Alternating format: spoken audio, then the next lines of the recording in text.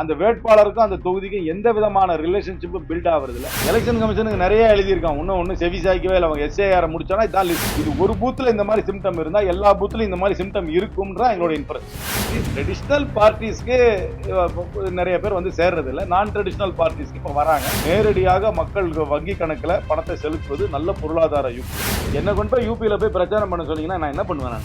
நான் அதை ஒத்துக்கல. 11% ஓட்டை நான் ஒத்துக்குவேன். பிஜேபியோட பியூர் 11% ஓட்டு கிடையாது. டிவிக்கு தனியா நிக்கிறாங்க. அதை தவிர வேற யாருடைய வாக்கு வங்கியும் எந்த தேர்தலையும் நிர்ணயம் பண்ண முடியாது. தெரிஞ்ச எலெக்ஷன் அனாலிசிஸ்ல அதுக்கு வாய்ப்பு இல்லை. அதுக்கு வாய்ப்பு இல்லை. வாக்கு வாங்குவாங்கன்றதை முழுமையாக ஏற்றுக்கிறேன். இந்த வெற்றி பெறுவதற்கு வாய்ப்பு. சினிமா மோகம் டெஃபினட்டா இருக்கு, சினிமாவுக்கு இருக்கு. நானும் கலர் சட்டை போட்டு பார்க்குறேன், யாரும் படம் எடுக்க மாட்டேங்கிறாங்க. வெள்ளை சட்டை போட்டா அரசியல்வாதி ஆயிடலாம் நினைக்கிறவங்க, நான் கலர் சட்டை போட்டா ஏன் நடிகர முடியாது? அதே தான் ஒரு பெண்கள் அக்கௌண்ட்டுக்கு தான் நாங்களும் சொல்லியிருக்கோம். நாங்களும் பெண்கள் யூனிவர்சலாக கொடுக்கணும், எல்லா ரேஷன் கார்டுக்கும் யூனிவர்சலாக கொடுக்கணுன்றது யூனிவர்சல் பேசிக் இன்கம்னு சொல்றோம். இது வந்து ஒரு நல்ல பொருளாதார யுக்தி.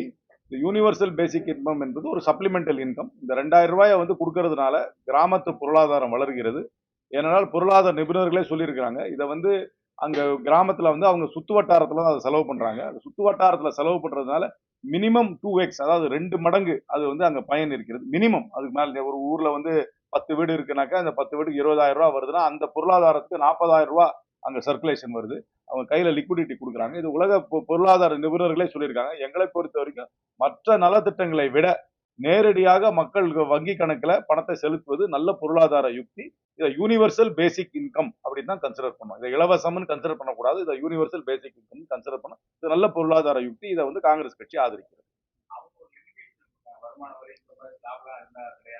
எங்களுடைய வியூ வந்து இந்த எக்ஸப்ஷன் கொடுக்கறதுனால என்ன ஆயிடுதுனாக்க ஒருத்தர் பேரு விட்டு போயிடுது, ஒருத்தர் பேரை சேர்த்துக்கிறாங்க. என்னுடைய பிலாசபி, எங்க கமிட்டிக்கு பிலாசபி வந்து என்ன ஸ்கீமா இருந்தாலும் யூனிவர்சலா இருக்கணும். அதிகாரிகளுக்கு டிஸ்கிரிஷன் கொடுத்தோன்னு வச்சுங்க, பேரை சேர்க்கறதுக்கு பேரை நீக்கிறதுக்கு அதிகாரிகளுக்கு வந்து இந்த டிஸ்கிரிஷன் கொடுத்தா நிறைய குளறுபடி வருது. அதனால யூனிவர்சலா கொடுத்துறது பெட்டர் யாரா இருந்தாலும்.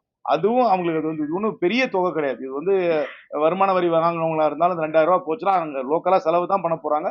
அது திருப்பி பொருளாதாரத்துக்கு வரதான் போகுது. அவங்க வாங்குற பொருளுக்கு டாக்ஸ் இருக்க போது, அந்த டாக்ஸ்னால திருப்பி அரசாங்கம் வரதான் பணம் வரதான் போகுது. அதனால இந்த இந்த அதிகாரிகளுக்கு டிஸ்கிரிஷன் கொடுக்கறத எவ்வளவுக்கு அளவு தவிர்க்க முடியுமோ அவ்வளவுக்கு அளவு என்னை பொறுத்த வரைக்கும், எங்களுடைய கமிட்டியை பொறுத்த வரைக்கும் எந்த அரசாங்க திட்டத்திலையும் தவிர்க்க வேண்டும். எல்லாரையும் யூனிவர்சலா சேர்த்துக்கணும் தான் எங்களுடைய குறிக்கோள். ஒரே பூத்துல என் தொகுதியில ஒரு பூத்தை வந்து அனலைஸ் பண்ணாங்க. ஒரே ஒரு பூத் அனலைஸ் பண்ணாங்க. ஆலங்குடி சட்டமன்றத்துல ஒரு பூத்துல அனலைஸ் பண்ணதுல என்ன சொல்றாங்க, சிலர் பேர் விட்டு போயிருக்கு. பர்மா காலனியில் இருக்கவங்க பேர் முழுசா விட்டு போயிருக்கு. சிலர் இருக்கிறாங்க, ஆனா டோர் நம்பர் எபிக் நம்பர் வேறையா இருக்கு. சிலர் ஆளே இல்லாதவங்க பேரும் அங்க இருக்கு. அது ஒரு பூத்துல இவங்க அனலைஸ் பண்ணிருக்காங்க. தமிழ்நாடு முழுக்கவும் பண்ணிருக்காங்க. காங்கிரஸ் கட்சி சர்வ சக்தி அபியான்ற ஒரு ஆர்கனைசேஷன் பண்றாங்க. இது ஒரு பூத்துல இந்த மாதிரி சிம்டம் இருந்தா எல்லா பூத்துலயும் இந்த மாதிரி சிம்டம் இருக்கும்ன்றா எங்களோட இன்ஃபரன்ஸ். எலெக்ஷன் கமிஷனுக்கு நிறைய எழுதியிருக்கான், ஒன்னும் செவி சாய்க்கவே இல்லை. அவங்க எஸ்ஏஆர் முடிச்சானா இதான் லிஸ்ட் சொல்லி விட்டுறாங்களே ஒழிய இன்னும் ஒரு ரெஸ்பான்ஸ் இல்லை. அது உங்களுக்கு சொல்றேன், இது ஒரு பூத்துல இருக்கிற ப்ராப்ளம். இந்த மாதிரி ஒரு பூத்துல நீங்க டீப்பா நீங்க போய் ரிசர்ச் பண்ணீங்கன்னா இந்த மாதிரி ப்ராப்ளம்ஸ் எல்லா பூத்துலயும் இருக்கிறதுக்கு வாய்ப்பு இருக்குன்னு தான் நாங்க ஹைலைட் பண்ணோம்.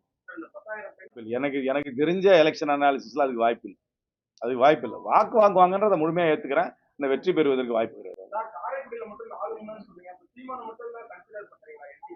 ஏன்னா என்டிகே வந்து அது ஒரு ஒரு அரசியல் கட்சி, அதுக்குன்னு ஒரு ஒரு லிமிடெட் ஒரு சப்போர்ட் இருக்குன்னு ஒத்துக்கிறேன். ஆனா அவங்க வேட்பாளர்கள் என்ன பிரச்சனை, ஒரு தேர்தலையும் ஒரு வேட்பாளரை ஒரு தொகுதியில நிறுத்த வைக்கிறாங்க. கடந்த தேர்தலில் அந்த தொகுதியில நின்ன வேட்பாளர் எங்க இருக்காருன்னே தெரியல. எனக்கு எதிர்த்து எழில் அரசின்னு ஒரு அம்மையார் நின்னாங்க. அவங்க தஞ்சாவூருக்காரங்க. நான் கவுண்டிங் டே அன்னைக்கு தான் 2004 பார்த்தேன் முதல் முறையா. அதான் கடைசி முறையா பார்த்தேன். அதுக்கப்புறம் அவங்கள பார்க்கவே இல்லை. அவங்களுக்கும் அந்த தொகுதிக்கும் எந்த விதமான சம்பந்தமும் கிடையாது. கடந்த முறை காரைக்குடியில போட்டியிட்ட வேட்பாளர், நான் தமிழர் வேட்பாளர் இப்ப எங்க இருக்காருன்னே தெரியல. அவருடைய பேட்டர்ன் எப்படின்னா ஒரு எலெக்ஷன்லயும் ஒரு வேட்பாளர் நிறுத்துறது. அந்த வேட்பாளருக்கும் அந்த தொகுதிக்கும் எந்த விதமான ரிலேஷன்ஷிப்பும் பில்ட் ஆகுறது இல்லை. அதனால வந்து எந்த வேட்பாளரையும் அந்த தொகுதி மக்கள் சீரியஸா எடுத்துக்கிறதே கிடையாது. அதனால சீட் கன்வர்ஷன் வராது. காரைக்குடியிலயும் அவங்களுக்கு வெற்றி இந்த முறை வராது. சரி, என்ன செய்ய நான் ஒண்ணு சொல்றேன், தப்பா நினைச்சுக்காதீங்க. வெளியூர்காரங்க வந்து இங்க வந்து பிரச்சாரம் பண்ணி எல்லாம் ஒரு மாற்றமும் வராது. தமிழ் பேசுறவங்க பிரச்சாரம் பண்ணி தான் தமிழ்நாட்டுக்கு எடுக்கும். நான் தமிழ் ஸ்பீக்கர்ஸ் யாரு வந்தாலும் அது வந்து ஒரு போட்டோ ஆப்பர்ச்சுனிட்டியா தான் நான் பாக்குறேன். என்னுடைய ஃபீலிங். என்ன கொண்டு போய் யூபியில போய் பிரச்சாரம் பண்ண சொன்னீங்கன்னா நான் என்ன பண்ணுவேன்? நான் ஒரு வேலையும் ஆட் பண்ண மாட்டேன். அதனால I don't believe in this outside state campaigners in any state. அந்த ஸ்டேட்ல இருக்கவங்க, அந்த மொழியை பேசுபவர்கள், அந்த கலாச்சாரத்தை புரிந்தவர்கள், அந்த ஊர் உணர்வை புரிந்தவர்களால் தான் பிரச்சாரம் செய்ய முடியுன்றது என்னுடைய கருத்து. அதனால இந்த ஹிந்தி பேசுகின்ற மாநிலத்திலிருந்து முதலமைச்சர்கள் இங்க வந்தா என்ன வராட்டி அவங்களை அடையாளம் கூட எனக்கே தெரியாது. போட்டோல காமிச்சா தான் நானே ஐடென்டிஃபை பண்ணேன். நான் ஃபெயில் ஆயிடுவேன் 30% டெஸ்ட் அது. அதை நான் ஒத்துக்கல. 11% ஓட்டை நான் ஒத்துக்குவேன். பிஜேபியோட பியூர் 11% ஓட்டு கிடையாது. அவங்க கடந்த பாராளுமன்ற தேர்தலில் சிவகங்கை தொகுதியில அவங்க சின்னத்துல நின்ன வேட்பாளர் பிஜேபி உறுப்பினர் கிடையாது. அவர் ஒரு சமுதாய சங்கத்தை சார்ந்தவர் தான் நின்னார். அதனால அதோட பிஜேபியோட வாக்குகளை நான் ஏத்துக்கவே மாட்டேன். தமிழ்நாட்டில் நான் திருப்பி சொல்றேன், தனியா நின்ன ஒரே கட்சி நாம் தமிழர் மட்டும்தான். வேற எந்த கட்சியும் தனியா நின்னதே கிடையாது.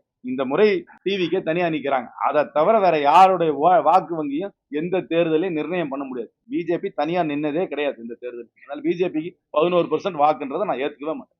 அது 4ஆம் தேதிக்கு அப்புறம், அந்த 4ஆம் தேதி என்ன அப்புறம் தான் எனக்கு தெரியும். சினிமா மோகன் டெஃபினட்டா இருக்கு, சினிமாவுக்கு இருக்கு. நானும் கலர் சட்டை போட்டு போட்டு பாக்குறேன், யாரும் படம் எடுக்க மாட்டேங்கிறாங்க என்ன வச்சு. வெள்ளை சட்டை போட்டா அரசியல்வாதி ஆயிடலாம்னு நினைக்கிறவங்க, நான் கலர் சட்டை போட்டா ஏன் நடிகர் ஆக முடியாது? நாளைக்கு தான் பஞ்சாங்கத்தை படிக்கலான்னு இருக்கேன் காலையில. இல்ல நாளைக்கு தானே பஞ்சாங்கத்தை பூஜை பண்ணி தான் பஞ்சாங்கம் படிக்கிறேன்னு இருக்கு. நாளைக்கு காலையில தான் பார்த்து படிக்கணும். 8:42 புது வருஷமா? எனக்கு புது வருஷம் நாளைக்கு தான். அதை விட எனக்கு ஆனந்தமா சொல்லிக்கிறேன், எனக்கு புது வருஷம் நாளைக்கு தான். அந்த பஞ்சாங்கத்தை பார்த்து தான் சொல்லணும். புதுவா எல்லாமே நம்பிக்கை தான். நிக்கிறாங்க. கவுண்டம்பாளையத்துல இளைஞர் காங்கிரஸ் சார்பா நிக்கிறாங்க. மயிலாடுதுறையில இளைஞர் காங்கிரஸ் சார்பா நிக்கிறாங்க. அதுக்கப்புறம் துறையூர்ல இளைஞர் காங்கிரஸ் சார்பா நிக்கிறாங்க. எப்படி இளைஞர்களுக்கு வாய்ப்பு கொடுக்கலன்னு சொல்றீங்க? அப்புறம் படம் தான் எடுக்கணும் போல இருக்கு. தமிழ்நாட்டில் இளைஞர்கள் கொண்டு வரணும்னா நான் என்ன பண்றது? படம் எடுக்கணும், இல்ல படம் ரிலீஸ் ஆகாம அதாவது ஆன்லைன்ல ரிலீஸ் ஆகணும் போல இருக்கு. நான் என்ன பண்றது? இளைஞர் எங்க இளைஞர் இல்லைன்றீங்க? எங்க கட்சியில அத்தனை இளைஞர் வாய்ப்பு கொடுத்துருக்கோம். இப்போ தேர்தல் நிக்கிறாங்களே, இது ஒரு அன்ஃபேர் கிரிட்டிசிசம். எல்லா கட்சியிலயும் இருக்கிற மாதிரி எங்க கட்சியிலயும் ட்ரெடிஷனல் பார்ட்டிஸ்க்கு நிறைய பேர் வந்து சேர்றது இல்லை. நான் ட்ரெடிஷனல் பார்ட்டிஸ்க்கு இப்ப வராங்க. அந்த யூஷுவல் ஸ்ட்ரக்சர்ஸ் எல்லாம் பிரேக் ஆகுதுன்றத முழுமையா ஏத்துக்கிறேன். இது வந்து ஒரு இந்த தேர்தல்ல இருந்து எனக்கு நிறைய பாடம் இருக்கு. மத்தவங்க கத்துக்கிறாங்களா இல்லையோ, நான் நிறைய பாடம் கத்துக்கிட்டேன். எனக்கு இதுல எனக்கு இது என்னோட வியூ, கட்சியோட வியூ கிடையாது. எனக்கு ஒரு வியூ இருக்கு. இதுக்காக நாளைக்கே ஹெட்லைன் போட்டு எல்லாம் பண்ணிடாதீங்க. என்னுடைய வியூ, என்னுடைய பர்சனல் வியூ வந்து கொஞ்சம் வேறுபட்ட வியூ. மெட்ரோ வந்து முதல்ல ஒரு பெரிய சிட்டிக்கு தான் அது வந்து வயபிள்ன்றது நினைக்கிறேன். மற்ற ஊருக்குலாம் மற்ற டிரான்ஸ்போர்ட் சிஸ்டம் பெட்டர் நினைக்கிறேன். ஆனா அந்த கான்ட்ரவர்சிகள் நான் போல. மற்றவங்களுக்கு எல்லாம் மெட்ரோ வேணும்னு கோயம்புத்தூர், திருச்சி, மதுரையில எல்லாம் விரும்புறாங்க. ஆனா நீங்க ஹிஸ்டரி ஆஃப் மெட்ரோ நீங்க இந்தியாவில் எடுத்து பாத்தீங்கன்னா, ஸ்மாலர் டவுன்ஸ்ல மெட்ரோ, ஸ்மாலர் சிட்டிஸ்ல மெட்ரோ வந்து சக்சஸ்ஃபுல் ஆகல. ஆக்ரா, லக்னோ, போபால், இந்தோர் எங்கேயுமே சக்சஸ் ஆகுது. பெரிய சிட்டியில தான் சக்சஸ் ஆகுது. அது என்னோட வியூ. அந்த அந்த அதை ஆனா நிறைய பேர் இங்க வந்து மாற்று கருத்து சொல்லுவாங்க. அதனால அந்த கான்ட்ரவர்சி மதுரைக்கு வேண்டாம் நான் சொல்லிட்டேன். மதுரைக்கு நிறைய வேணும்னு நான் விரும்புறேன் நான்.